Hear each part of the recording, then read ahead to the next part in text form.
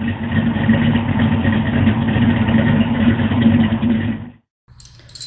guys, it's Brent with Lykins Motorsports. We got our new Smith Brothers push rods, and what I've planned for this video is to do all this in real time, so it shows you guys how long it takes to set up the push rods and the rocker arms and run the valves and that sort of thing. So we'll go ahead and start. First thing I do is just go put a dab of this high pressure lubricant on the valve tips.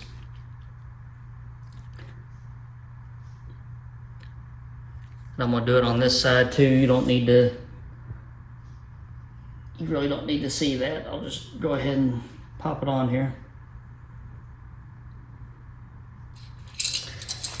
And then I just like putting some on each push rod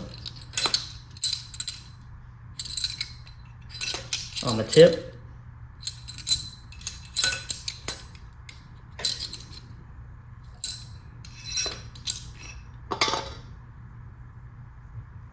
A little bit of fuzz on that, I don't know why.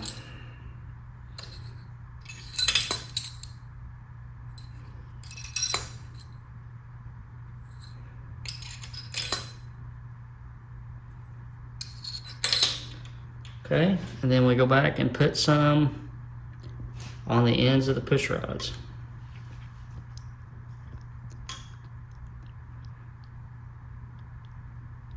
All right, I'm gonna grab my other 8. I'm gonna do the same thing over here.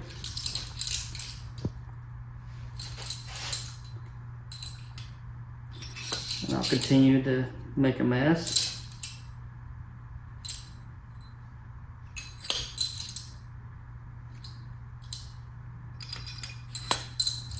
Now the guide plates and everything have already been adjusted. We did that in a video or so ago. Everything has been torqued down.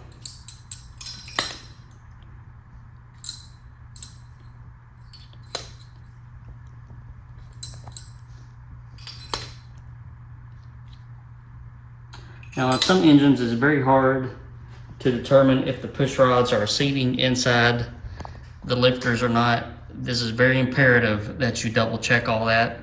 So if it doesn't hit in the push rod seat of the lifter, it could possibly hit on the outside or something like that, and then you could get some piston to valve clearance contact.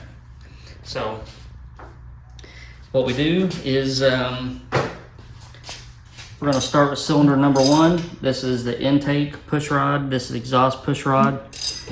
Our exhaust push rod is moving up, so we're good to set our intake.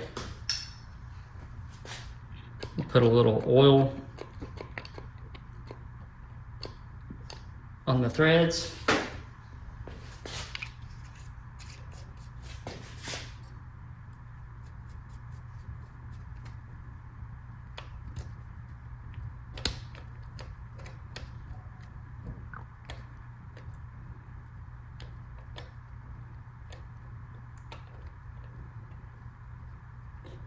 Now these lifters are full oil, but I'm gonna ask my cameraman to come over here and get a shot right through here. And you can see when I tighten this poly lock down, I can move that lifter plunger up and down. So what I'm doing is I'm holding the push rod up off the lifter. I can feel it's got all kinds of free play in it, and I'm moving this push rod axially to see for, I'm trying to feel for lash. When it gets to 0 lash, then you go a half a turn and then tighten the poly lock down. So if you're wondering why it's a half a turn, these small block Ford lifters like 25-30 thousandths of preload, each thread on your rocker arm stud is 50 thousandths. So if I go a half a turn, that's half a thread, that's about 25 thousandths. So I'm gonna roll. Now we got that done. that's going to open and start to close. When it closes, starts to close, then I can go ahead and do my exhaust. I'm lubing up those threads, and you see I'm picking up that push rod so that I can feel when there's no preload left. Then we're going about a half a turn. If it's very easy to turn, that's okay. The lifters are not pumped up. There's no oil behind them. See, I can compress that lifter. All right, we go to the next one. Intake, exhaust. There's the intake opening and closing.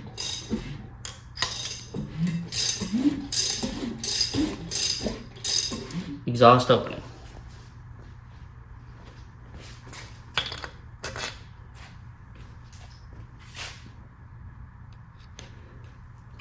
Lubing up the threads, picking my push rod up just a little bit.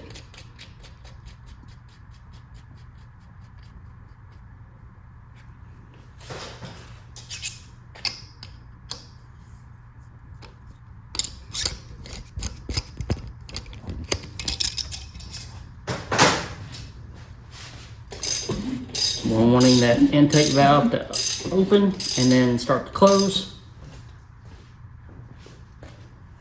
Exhaust is going on.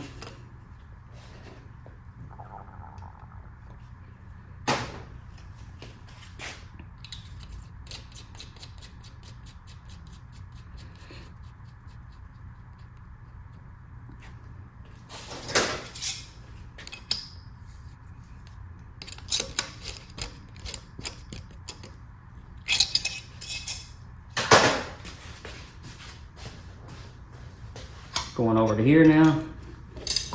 Number 3 exhaust needs to open. There it goes.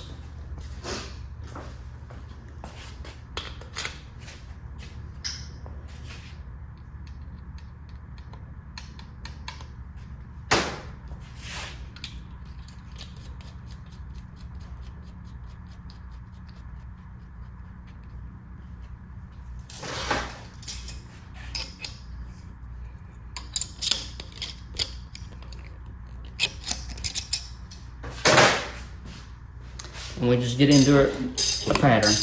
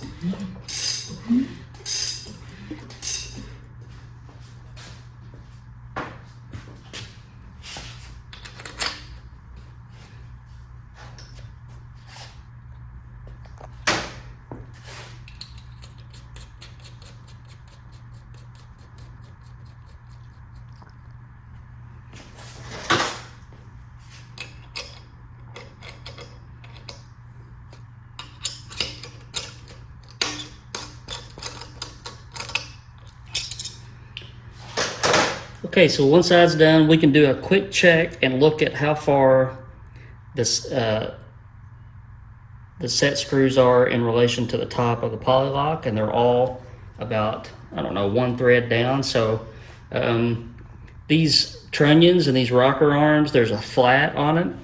If for some reason you mess up and you don't see the flat, then it'll quickly become apparent when your poly lock doesn't sit all the way down, and then this set screw will go way down. So we're going to hop over to the other side of the engine.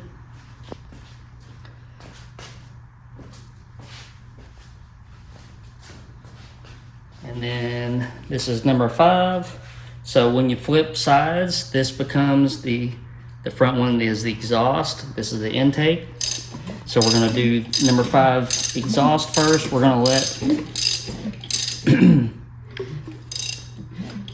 let this intake push rod come up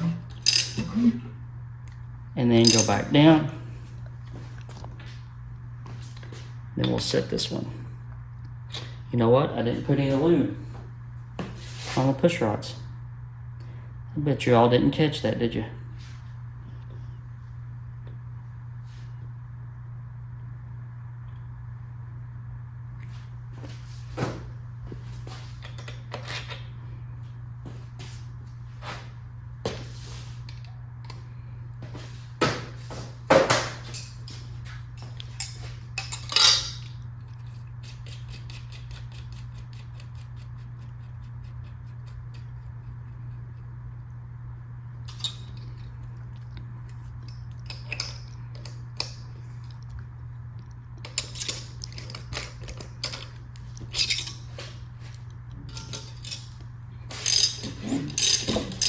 All right, intake, or I'm sorry, the exhaust valve needs to start opening, and it does.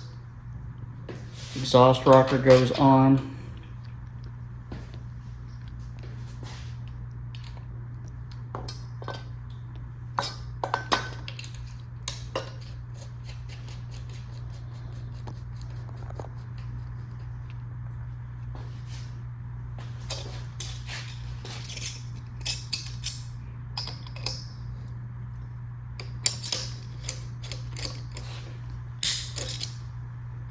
All right. Number 6. Open. Close.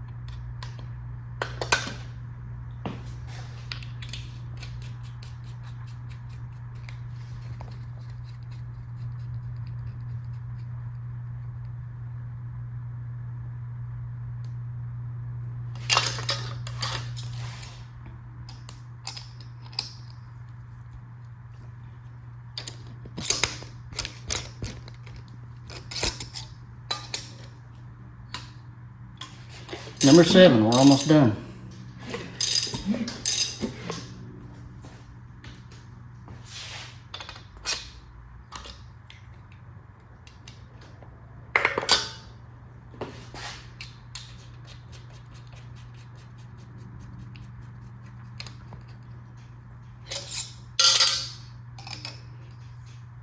I'd like to have $1 for every time I've done this.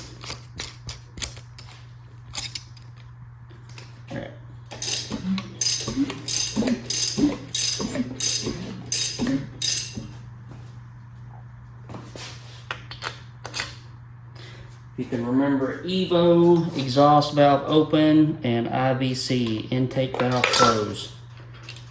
That is the basis for pretty much everything that you do with a valve train. Come in handy when you're degreeing cam, come in handy when you're setting preload, setting your valve lash, and the last cylinder. So that intake valve is closing.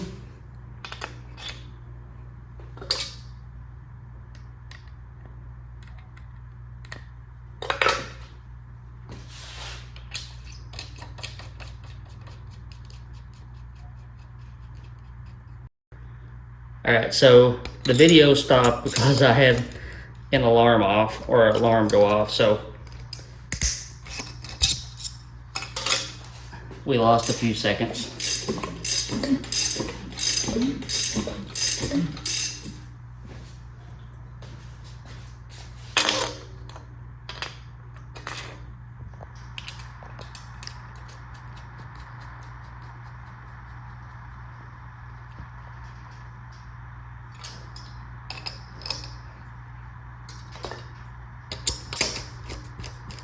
Now, depending on the lifter, you don't always set for a half a turn of preload. Depends on the lifter. Sometimes you set a quarter of a turn, sometimes it's a full turn. It just depends on the engine and the lifter and a couple of other variables. All right, so our rocker arms are set. There's a couple things that you need to look out for when you're putting your rocker arms on. The first thing is this distance in between. You can see it down in here, if I can find my finger, where that radius is on that rocker arm stud and the rocker arm. You do not want that to contact. You also don't want any contact at full lift, and we've got a decent gap behind or between the rocker arm and the push rod. So I'm just going to go through one more time and check our rocker arm to valve tip alignment to see if I need to adjust my guide plates. And then we are going to prime the oil pump and make sure that we got the right amount of oil to the heads. All right, this is our first time priming.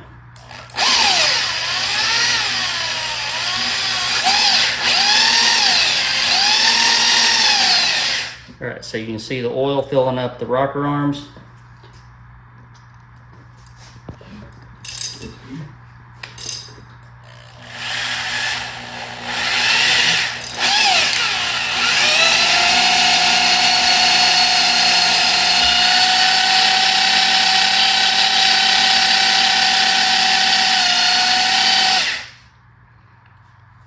All right. So I will consider that a standard rate of bleeding out of the rocker arms. I'm gonna walk around here and make sure we're not dumping oil on the floor like we are now.